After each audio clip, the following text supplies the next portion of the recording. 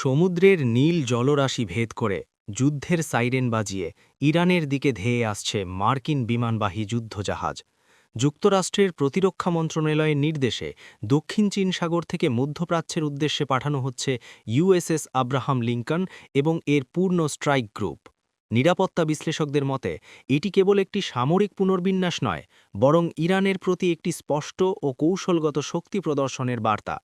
Fox news জানিয়েছে, দীর্ঘ সময় পর এমন এক মুহূর্তে এই সিদ্ধান্ত নেওয়া হলো যখন পুরো মধ্যপ্রাচ্যে কোনো মার্কিন বিমানবাহী রণতরী মোতায়েন ছিল না।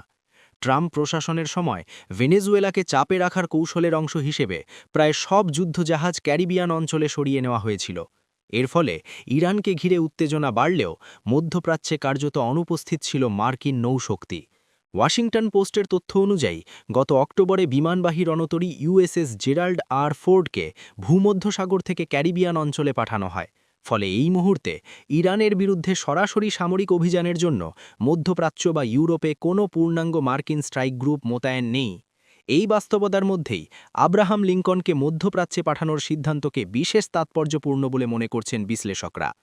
অন্যদিকে দৃঢ় ও আত্মবিশ্বাসী অবস্থানে রয়েছে তেহরান। ইসলামী বিপ্লবী গার্ড বাহিনী আইআরজিসি স্পষ্ট করে জানিয়েছে, যে কোনো হামলার জবাব দিতে তারা সম্পূর্ণ প্রস্তুত। ইরানের সেনাপ্রধান হুঁশিয়ারি দিয়ে বলেছেন, ইরানে আঘাত এলে মধ্যপ্রাচ্যে অবস্থিত মার্কিন সামরিক ঘাঁটিগুলোকে মাটির সঙ্গে মিশিয়ে দেওয়া হবে। ইরানের দাবি, তাদের আধুনিক ক্ষেপণাস্ত্র ব্যবস্থা, ড্রোন প্রযুক্তি এবং সমন্বিত প্রতিরক্ষা কাঠামো মুহূর্তের মধ্যেই মার্কিন ঘাঁটিগুলোকে লক্ষ্যবস্তুতে পরিণত করতে সক্ষম।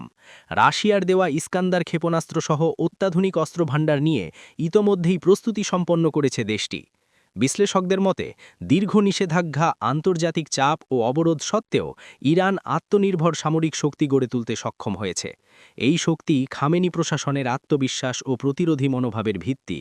ফলে মার্কিন রণতরীর আগমন মধ্যপ্রাচ্যে উত্তেজনা আরও বাড়াতে পারে বলে আশঙ্কা করা হচ্ছে। কালো মেঘে আবারও ঢেকে যাচ্ছে মধ্যপ্রাচ্যের আকাশ।